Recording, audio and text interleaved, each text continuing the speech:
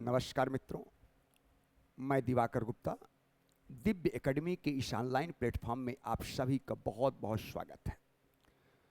मित्रों, मैं आपको एक इन्फॉर्मेशन भी दे रहा हूं, इसके बाद मैं अपना टॉपिक शुरू करूंगा कि लोक प्रशासन का नया बैच, फ्रेश नया बैच 4 अगस्त सुबह 11 बजे से प्रारंभ हो रहा है। ये बैच लाइव क्लास के साथ साथ रिकॉर्डेड वीडियो भी उपलब्ध होगा।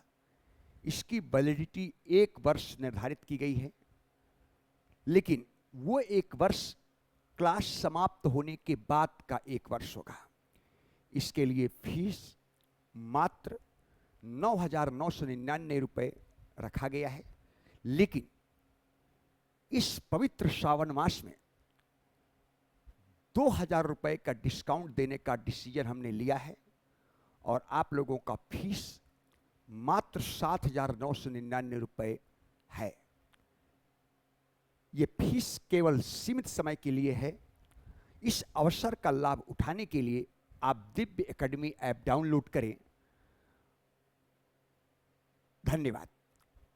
अब मित्रों, मैं अपने टॉपिक पर आ रहा हूं। आज का मेरा टॉपिक है लोक प्रशासन एवं निजी प्रशासन। ये यूपीएससी मेंस की दृष्टि से बहुत ही इंपॉर्टेंट टॉपिक है। हालांकि रिवाइज सिलेबस से इसको हटा दिया गया है, लेकिन यदि पब्लिक प्राइवेट के संदर्भ में आपकी समझ नहीं है तो पब्लिक प्राइवेट पार्टनरशिप कैसे आप पढ़ेंगे? यदि पब्लिक प्राइवेट की समझ नहीं है तो सोशल ऑडिट का अध्ययन कैसे करेंगे?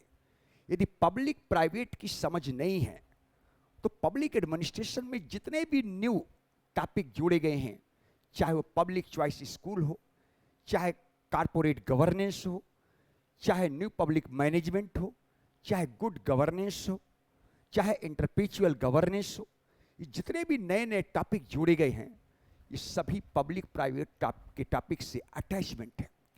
इसके साथ ही साथ यदि आप लोगों को पब्लिक और प्राइवेट एडमिनिस्ट्रेशन के बारे में अंडरस्टैंडिंग नहीं है तो फिर आप सिद्धांतों का अध्ययन कैसे कर पाएंगे? विशेष करके जो क्लासिकल थिंकर हैं, जिसमें से साइंटिफिक मैनेजमेंट थ्योरी के रूप में टेलर का अध्ययन करते हैं, एडमिनिस्ट्रेटिव मैनेजमेंट थ्योरी के रूप में हेनरी फ्योल, लूथर गुलिक, एल उर्बिक, मोने रैले का अध्ययन करते हैं, ब्यूरोक्रेसी के रूप में वेबर का अध्ययन किया जाता है। अगर इन सिद्धांतों को समझना होगा तो इन सिद्धांतों को समझने के लिए आपको लोक प्रशासन, निजी प्रशासन की समझ का होना बहुत आवश्यक माना गया है। और आज अगर मैं आज की बात करूं, जहां भारत में भी उदारीकरण, निजीकरण, वैश्वीकरण की प्रक्रिया की शुरुआत देखी जा रही है, हमारे यहां भी लिबरलाइजेशन देखा जाता है, प्राइवेटाइजेशन, ग्लोबलाइजेशन का इंपैक्ट भारतीय प्रशासन पर भी दिखाई दिया है। और आज सरकार के हर गतिविधि देखें तो आपको निजी प्रशासन का इंपैक्ट दिखाई देता है। तो आज 21वीं सदी के इस युग में जहां उदारीकरण, निजीकरण, वैश्वीकरण की प्रक्रिया को शुरुआत देखा जा सकता है, वहां निजी प्रशासन और लोक प्रशासन का समझ यदि आप में नहीं है तो पब्लिक एडमिनिस्ट्रेशन का अध्ययन कैसे कर पाएंगे? इसलिए ये एक बहुत इंपॉर्टेंट टॉपिक रखा गया है। सिलेबस में ना होने के बावजूद भी इससे कई बार प्रश्न पूछा गया, तो इसकी जानकारी होना बहुत आवश्यक है। साथ ही साथ अगर आपको पब्लिक एडमिनिस्ट्रेशन और प्राइवेट के बारे में बढ़िया समझ है तो आप इसका उपयोग इथिक्स के टॉपिक पर भी कर सकते हैं। आपको इथिक्स में बहुत सारे ऐसे टॉपिक हैं जिसकी लोक प्रशासन से डायरेक्ट संबंध है और उसमें से पब्लिक प्राइवेट का अध्ययन महत्वपूर्ण हो जाता है। इसलिए आज इस महत्वपूर्ण टॉपिक को मैंने आपके सामने प्रस्तुत करने का प्रयास कर रहा हूं। तो समझना है, पहले हम लोक प्रशासन एवं निजी प्रशासन में जाने से पहले प्रशासन के बारे में जानना बहुत आवश्यक है कि प्रशासन क्या है, एडमिनिस्ट्रेशन क्या है। प्रशासन, मैंने आप लोगों को पिछले क्लास में, यूट्यूब में क्लास होगा, लोक प्रशासन में लोक से आशय क्या है, इसका अध्ययन मैंने कराया था कि लोक प्रशासन में लोक से आशय क्या है। आज पहले थोड़ा सा प्रशासन के बारे में समझना है, इसके बाद पब्लिक और प्राइवेट में असमानता, समानता, असमानताओं का विश्लेषण कैसे किया जाए या इस टॉपिक से कैसे प्रश्न पूछे जा सकते हैं, इसका अध्ययन किया जाएगा। तो प्रशासन का सामान्य शब्दों, बिल्कुल एक आम बोलचाल की भाषा में प्रशासन क्या है, क्योंकि आप भी प्रशासनिक अधिकारी बनने जा रहे हैं, आप भी देश का टॉप मोस्ट ब्यूरोक्रेट्स बनने जा रहे हैं, प्रशासनिक अधिकारी बनने जा रहे हैं, तो प्रशासन के बारे में समझ होना बहुत जरूरी है। तो सामान्य उद्देश्य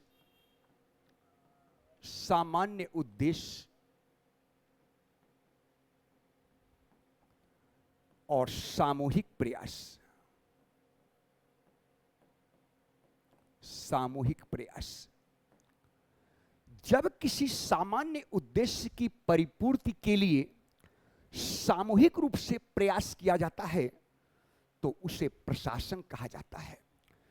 जब किसी सामान्य उद्देश्य की परिपूर्ति के लिए सामूहिक रूप से प्रयास किया जाता है तो उसे प्रशासन कहा जाता है।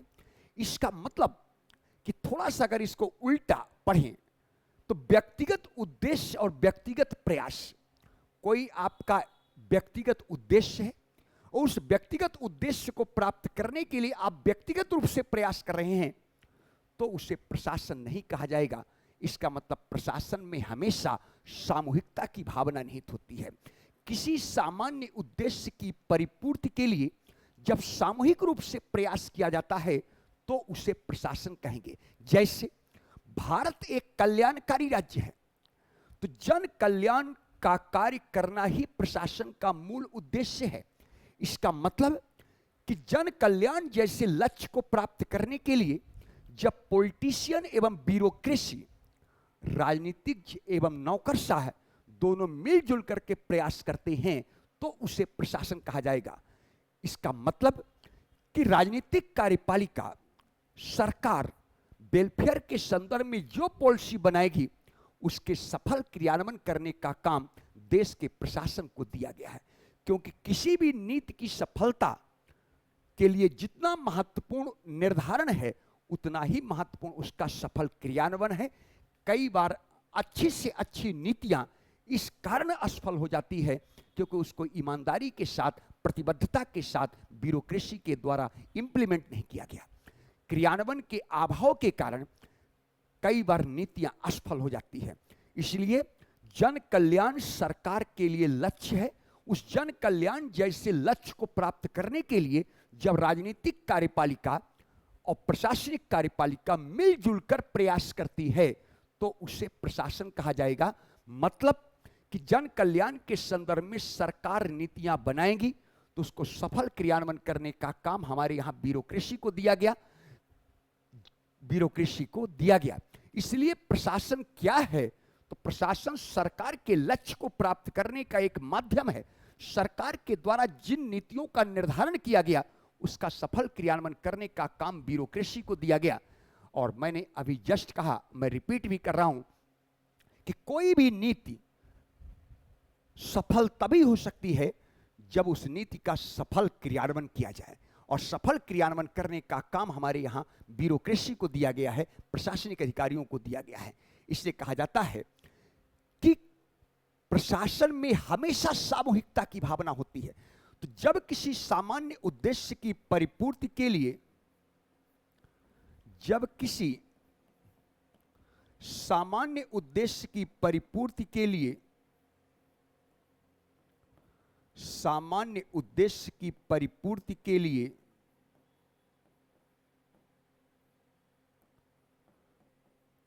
सामूहिक रूप से प्रयास किया जाता है, सामूहिक रूप से प्रयास किया जाता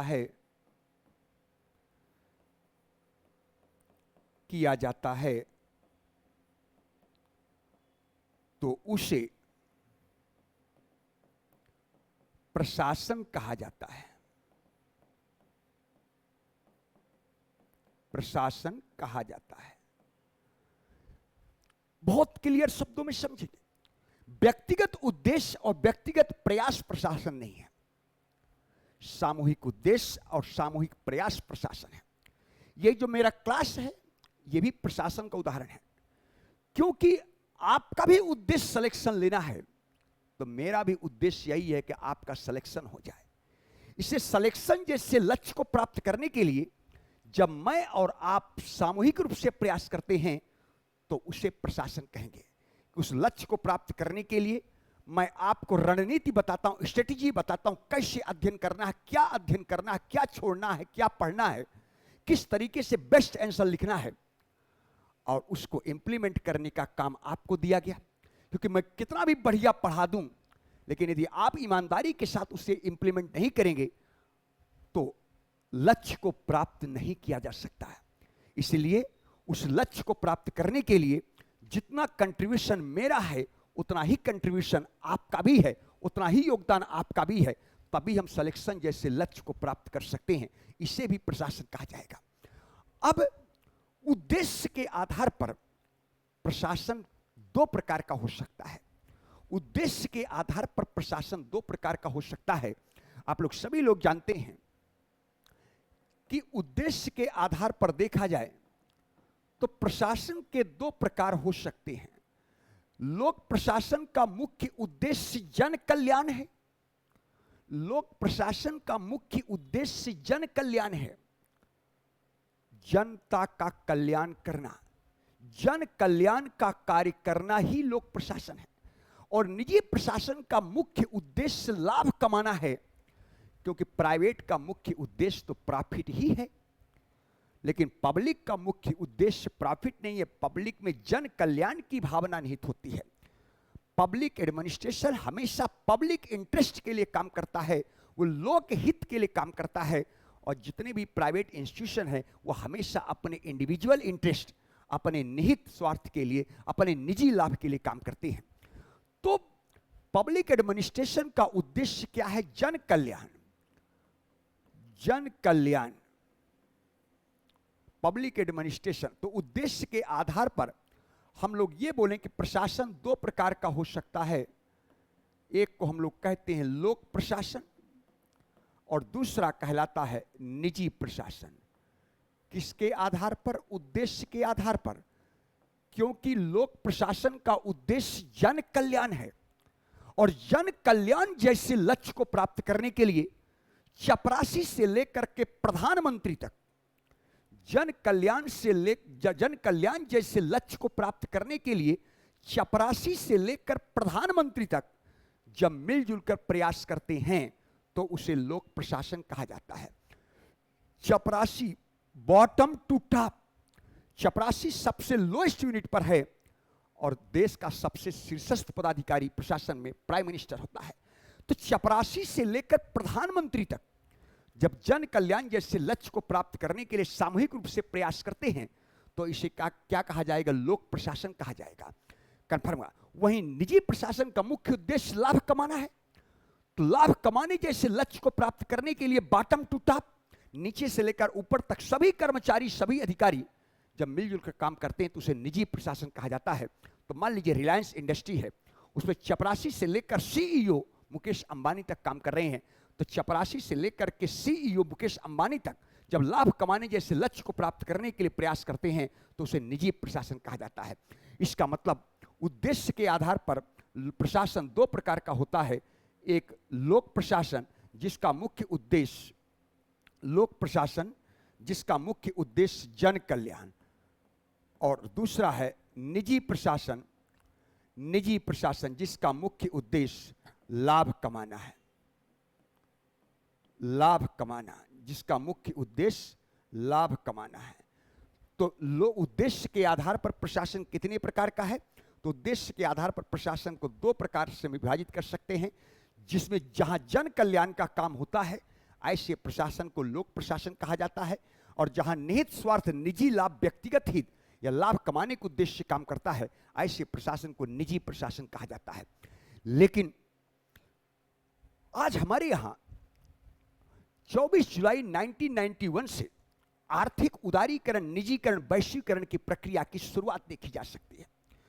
तो उदारीकरण, निजीकरण, वैश्वीकरण के इस युग में अगर लोक प्रशासन का किसी सब्जेक्ट से सबसे घनिष्ठ संबंध है तो वो है निजी, वो है अर्थव्यवस्था, वो है अर्थशास्त्र।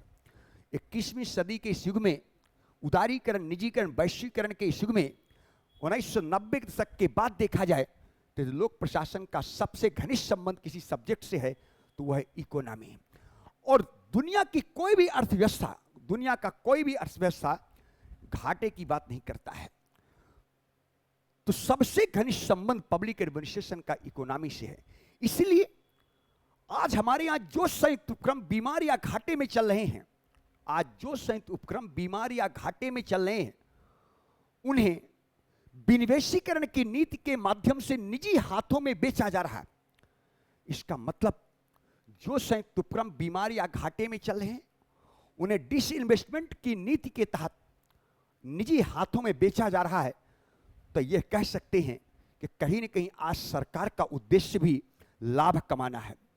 आज सरकार का उद्देश्य भी क्या है? लाभ कमाना। इसका मतलब कि आज पब्लिक एडमिनिस्ट्रेशन के अंतर्गत भी प्राइवेट के लक्षण दिखाई देने लगे, क्योंकि प्राइवेट का मुख्य उद्देश्य लाभ कमाना है, लोक प्रशासन का मुख्य उद्देश्य जन कल्याण है। लेकिन आर्थिक उदारीकरण, निजीकरण, वैश्वीकरण के युग में आज जो संयुक्त उपक्रम बीमार या घाटे में चल रहे हैं, उन्हें डिसइन्वेस्टमेंट के माध्यम से निजी हाथों में बेचा जा रहा है। तो इसका मतलब सरकार का उद्देश्य भी कहीं न कहीं लाभ कमाना भी है, कहीं न कहीं सरकार का उद्देश्य भी लाभ कमाना है। इसका मतलब पब्लिक एडमिनिस्ट्रेशन के अंतर्गत प्राइवेट के लक्षण दिखाई दे रहे हैं।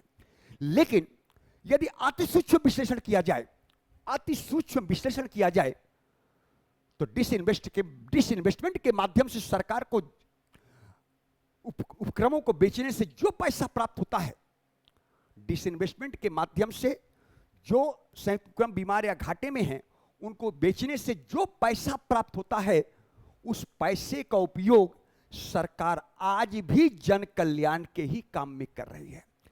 आज भी उस पैसे का उपयोग सरकार जन कल्याण के कार्य में ही काम कर रही है।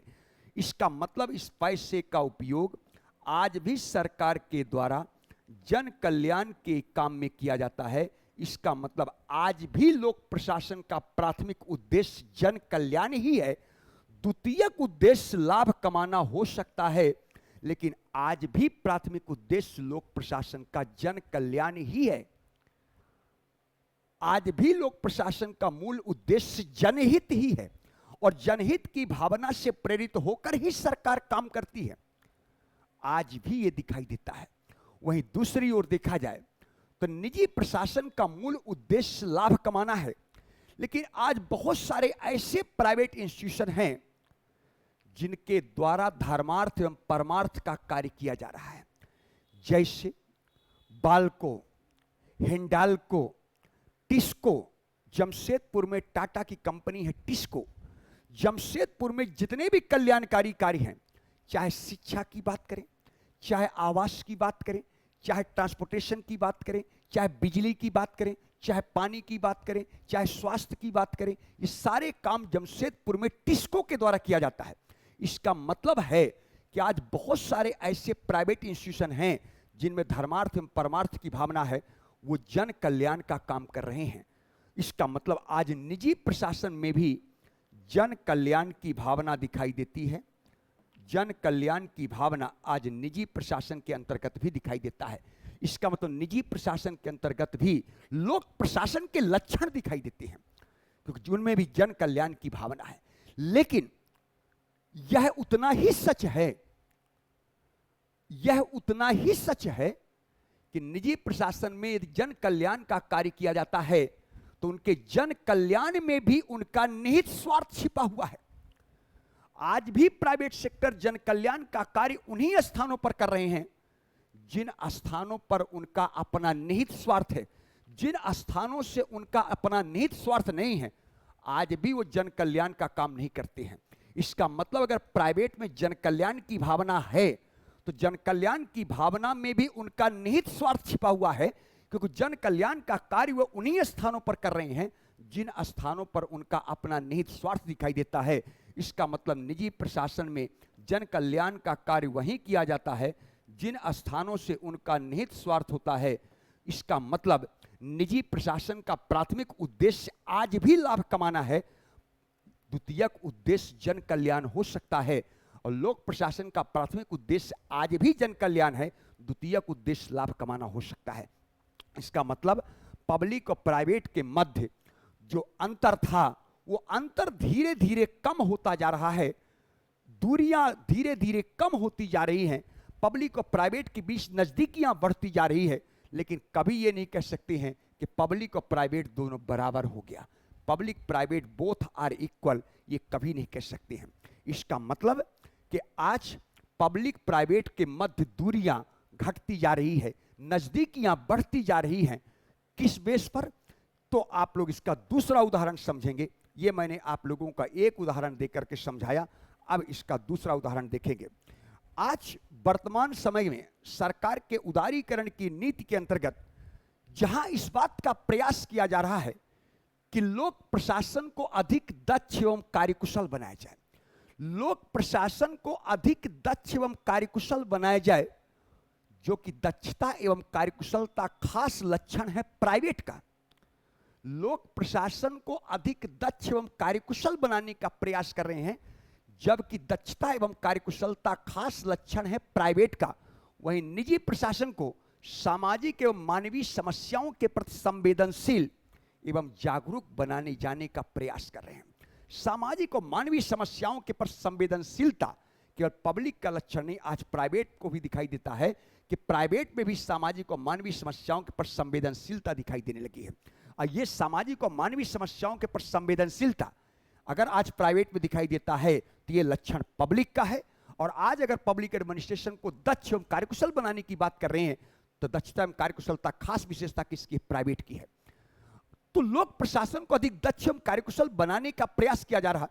इस दिशा में कई सारे सकारात्मक कदम उठाए जा रहे हैं कि आज लोक प्रशासन के अंतर्गत उन्हीं प्रबंधन और तकनीकी शैली का उपयोग किया जा रहा है जिसका उपयोग निजी प्रशासन में किया जाता है। आज लोक प्रशासन के अंतर्गत उन्हीं प्रबंधन एवं तकनीकी शैली को लागू करने का प्रयास कर रहे हैं जिसका उपयोग निजी प्रशासन में किया जा रहा है, जैसे स्वैच्छिक सेवानिवृत्ति योजना, वॉलंटरी रिटायरमेंट स्कीम। ये लक्षण प्राइवेट का है, लेकिन आज आप सभी लोग जानते हैं कि पब्लिक एडमिनिस्ट्रेशन में भी दिखाई दे रहा है। अनुबंध आधारित नियुक्तियां, अनुबंध आधारित नियुक्ति कॉन्ट्रैक्ट बेसिस पर भर्ती प्राइवेट का लक्षण था, लेकिन आज पब्लिक एडमिनिस्ट्रेशन में दिखाई दे रहा है। आप लोग सभी लोग जानते हैं कि 4 वर्ष के अनुबंध के आधार पर अग्निवीर योजना के तहत सेना में भर्ती हो रहा है। कन्फर्म हुआ 3 वर्ष के अनुबंध के आधार पर deputy secretary, director, joint secretary के पद पर लेटरल एंट्री के माध्यम से हम आउटसोर्सिंग कर रहे हैं, बड़े बड़े कारपोरेट हाउसेस से नियुक्त कर रहे हैं। कन्फर्म हुआ। आज आप लोग सभी लोग जानते हैं संविदा शिक्षा की बात कर रहे हैं, अनुबंध के आधार पर उनकी नियुक्तियां होती है। शिक्षा मित्र की बात करते हैं, दिल्ली विश्वविद्यालय में प्रोफेसरों की नियुक्ति 5 वर्ष के अनुबंध के आधार पर की जाने लगी है। इसका मतलब आज अनुबंध आधारित नियुक्तियां पब्लिक एडमिनिस्ट्रेशन में दिखाई देने लगी, जो कि लक्षण प्राइवेट का है। सरकार की प्रत्यक्ष गतिशीलता को कम करके ठेका प्रथा की बात कर रहे हैं। आज हम लोग ठेका की बात करते हैं।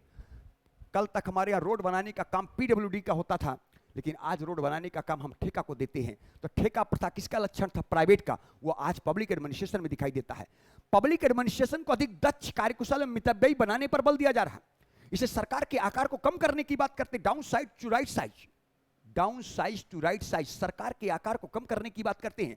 मिनिमम गवर्नमेंट, मैक्सिमम गवर्नेंस, सरकार की भूमिका को मिनिमाइज किया जाए, बाजार की भूमिका को मैक्सिमाइज किया जाए। सरकार के आकार को धीरे धीरे कम कर रहे हैं। तो आकार कम करना ये लक्षण है प्राइवेट का, क्योंकि अगर आकार कम होगा तो दक्षता अधिक होगी, दक्षता अधिक होगी तो प्रोडक्शन अधिक होगा, आकार कम होगा तो प्रशासकीय व्यय कम होगा, अब प्रशासकीय व्यय कम होगा तो संगठन मितव्ययी होगा। अब मितव्ययिता लक्षण किसका है?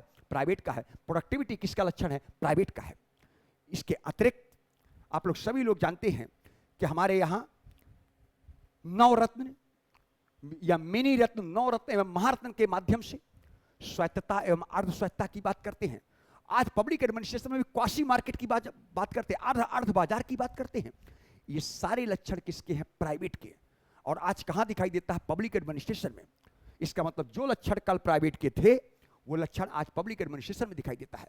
उत्तर प्रदेश में एक डिपार्टमेंट है जल संस्थान, और जल संस्थान का सबसे बड़ा अधिकारी का नाम है मैनेजिंग डायरेक्टर।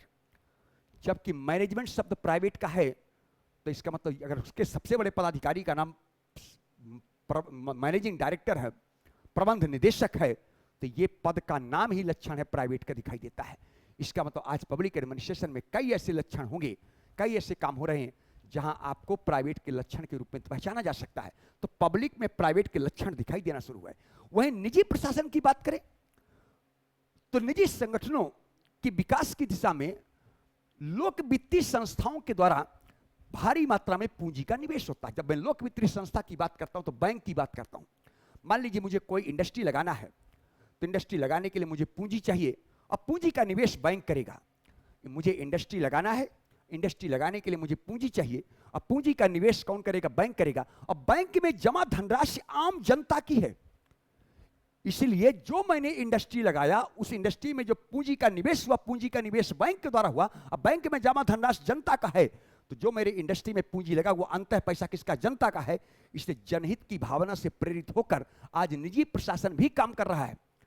निजी प्रशासन में भी जनहित की भावना आ गई, जबकि जनहित की भावना लक्षण किसका? पब्लिक का था। आज प्राइवेट में जनहित की भावना दिखाई दे रही है। हमारे यहां 2013 में कंपनी एक्ट में संशोधन किया गया और कहा गया कि प्रत्येक कंपनी के लिए कहा गया कि 3 वर्ष के नेट प्रॉफिट का 2% हिस्सा आपको कॉर्पोरेट सोशल रिस्पांसिबिलिटी CSR के तहत आपको खर्च करना है। 3 वर्ष के नेट प्रॉफिट का 2% हिस्सा आपको सामाजिक सरोकारों में खर्च करना है। इसका मतलब प्राइवेट का उद्देश्य तो लाभ कमाना है, लेकिन अगर सामाजिक सरोकार में पैसा खर्च कर रहा है तो प्राइवेट में कहीं ना कहीं पब्लिक के लक्षण है। वहीं दूसरी ओर लोक प्रशासन में पारदर्शिता है, लोक प्रशासन में जवाबदेहिता है। तो पब्लिक एडमिनिस्ट्रेशन के अंतर्गत पारदर्शिता एवं जवाबदेहिता को सुनिश्चित करने के लिए जहां सूचना का अधिकार दिखाई देता है, वहीं निजी प्रशासन में भी पारदर्शिता होनी चाहिए, निजी प्रशासन के कार्यकरण में भी जवाबदेहिता होनी चाहिए। उसको सुनिश्चित करने के लिए हमारे यहाँ कारपोरेट गवर्नेंस की बात किया गया है। इसका मतलब कि आज ट्रांसपेरेंसी एंड अकाउंटेबिलिटी केवल पब्लिक की विशेषता नहीं है, आज ट्रांसपेरेंसी एंड अकाउंटेबिलिटी आपको प्राइवेट में दिखाई देता है। माध्यम अलग अलग हो सकता है। जो काम पब्लिक सेक्टर के लिए ITI करता है, वही काम प्राइवेट सेक्टर के लिए कारपोरेट गवर्नेंस करता है। इसका मतलब आज प्राइवेट सेक्टर में भी ट्रांसपेरेंसी एंड अकाउंटेबिलिटी की बात की जा रही है कि उनको भी जनता के प्रति जवाबदेह होना चाहिए, उनके कार्यकरण में भी पारदर्शिता होनी चाहिए। किसके माध्यम से? कारपोरेट गवर्नेंस के माध्यम से। ये लक्षण किसके हैं? कल प्राइवेट पब्लिक में था, आज लक्षण प्राइवेट में है। तो पब्लिक में प्राइवेट के लक्षण हैं और प्राइवेट में पब्लिक के लक्षण हैं, तो इसका मतलब पब्लिक और प्राइवेट के मध्य दूरियां घटती जा रही, पब्लिक प्राइवेट के मध्य नजदीकियां बढ़ती जा रही, समानता का क्षेत्र बढ़ता जा रहा, असमानता का क्षेत्र घटता जा रहा। इस आधार पर हम लोग कहते हैं कि आज पब्लिक और प्राइवेट के मध्य अंतर मात्रा का है, डिग्री का है, ना कि प्रकार का। पब्लिक और प्राइवेट के मध्य अंतर प्राथमिकताओं का है। पब्लिक प्राइवेट प्रशासन के 2 टाइप नहीं है, प्रकार नहीं, बल्कि उनके मध्य अंतर केवल डिग्री का है। आज ही मैं अभी पेपर पढ़ रहा था, तो आप लोग सभी लोग जानते हैं कि हमारे यहां पब्लिक सेक्टर में भी अनुबंध के आधार पर नियुक्तियां हो रही। अभी मैं जस्ट बोला, और अनुबंध आधारित नियुक्तियां प्राइवेट का लक्षण है। और वो लक्षण आज पब्लिक एडमिनिस्ट्रेशन में दिखाई दे रहा है कि 3 वर्ष के लिए कॉन्ट्रैक्ट बेसिस पे भर्ती हो रहा, लेटर एंट्री के माध्यम से। 4 वर्ष के लिए अनुबंध के आधार पर भर्ती हो रहा, सेना में अग्निवीर योजना के माध्यम से। शिक्षा जगत में भर्ती हो रहा, शिक्षकों की भर्ती अनुबंध के आधार पर हो रही है। लेकिन अनुबंध आधारित नियुक्तियां, पंजाब हरियाणा उच्च न्यायालय का कल डिसीजन आया है कि अनुबंध आधारित नियुक्तियां सामाजिक आर्थिक न्याय का उल्लंघन है। सामाजिक आर्थिक न्याय का उल्लंघन है, क्योंकि आप लोग जब संविधान की प्रस्तावना पढ़ते हैं तो संविधान की प्रस्तावना में 3 प्रकार के न्याय की बात किया गया, political, social and economic justice. और आप सभी लोग जानते हैं कि भारत तो एक समाजवादी है, भारत में समाजवाद है, पूंजीवाद नहीं है। और अनुबंध आधारित नियुक्ति समाजवाद का लक्षण नहीं है, पूंजीवाद का लक्षण है। और आज जब से हमारे समाज में भी, हमारे भारत में पूंजीवाद दिखाई देता है, तब से हमारे यहाँ भी अनुबंध आधारित नियुक्तियां आ गई है। लेकिन वो अनुबंध आधारित नियुक्तियां सामाजिक आर्थिक न्याय का उल्लंघन करता है। ये पंजाब हरियाणा उच्च न्यायालय के द्वारा कल डिसीजन दिया गया है, कन्फर्म हुआ। इसलिए उन्होंने कहा है कि सामाजिक आर्थिक न्याय के साथ स्थिति एवं अवसर की समानता के उद्देश्य का उल्लंघन है, क्योंकि सबको समान अवसर है। आपने रोजगार के अवसर कम कर दिए, तो जब रोजगार के अवसर नहीं होता है तो कम वेतन पर काम करने के व्यक्ति मजबूर होता है, इसलिए वो अनुबंध के आधार पर काम करना पसंद करता है। नहीं तो अनुबंध आधारित नियुक्ति तो प्राइवेट के लक्षण है। लेकिन चूंकि पब्लिक एडमिनिस्ट्रेशन में रोजगार के अवसर नहीं है, तो रोजगार के जब अवसर नहीं होंगे, बेरोजगारी बढ़ेगी, तो ऐसी स्थिति में कम वेतन पर भी काम करने के लिए प्रेरित हो जाता है, ये उसके साथ अन्याय है, सामाजिक आर्थिक न्याय के विरुद्ध है, उल्लंघन करता है। इसका मतलब, क्योंकि आज भी हमारे यहाँ संविधान में समाजवाद ही है। ये पंजाब हरियाणा हाईकोर्ट का कल का डिसीजन आया है, ये कंफर्म हुआ। तो ध्यान रखना है कि आज पब्लिक प्राइवेट के मध्य समानताएं बढ़ी है, असमानताएं घटी है, दूरियां घटी हैं, नज़दीकियां बढ़ी हैं। इस आधार पर आप लोगों को विश्लेषण करना है। मुझे पूरा विश्वास है कि मेरा एनालिसिस आप लोगों को बहुत अच्छा लगेगा, समझ में आएगा, और यूपीएससी ऐसे ही आप लोगों से प्रश्न पूछता है। और फिर मैं एक बार इन्फॉर्म कर रहा हूं कि पब्लिक एडमिनिस्ट्रेशन का नया बैच लाइव क्लास के साथ साथ रिकॉर्डेड वीडियो भी होगा, और कोर्स खत्म होने के बाद भी उसकी वैलिडिटी 1 वर्ष के लिए है। ये बैच 4 अगस्त सुबह 11 बजे से प्रारंभ हो रहा है, और उसमें कुछ डेमो क्लासेज हैं जो कि बिल्कुल आप लोगों के लिए निःशुल्क है, और उसकी फीस मात्र 9,999 रुपए है। लेकिन इस पवित्र सावन मास में मैंने उसमें 2,000 रुपए का और कंसेशन किया है, और वो फीस मात्र 7,999 रुपए है। इस अवसर का यदि लाभ उठाना है तो उसके लिए आपको दिव्य एकेडमी ऐप डाउनलोड करना होगा, और इस अवसर का लाभ उठाएं, और 4 तारीख को सुबह 11 बजे आप डेमो क्लास ज्वाइन करें। डेमो क्लास ज्वाइन करने के लिए भी आपको एप्लीकेशन डाउनलोड करना होगा, क्योंकि क्लास एप्लीकेशन में ही चलेगी। बहुत बहुत धन्यवाद, बहुत बहुत धन्यवाद आपको।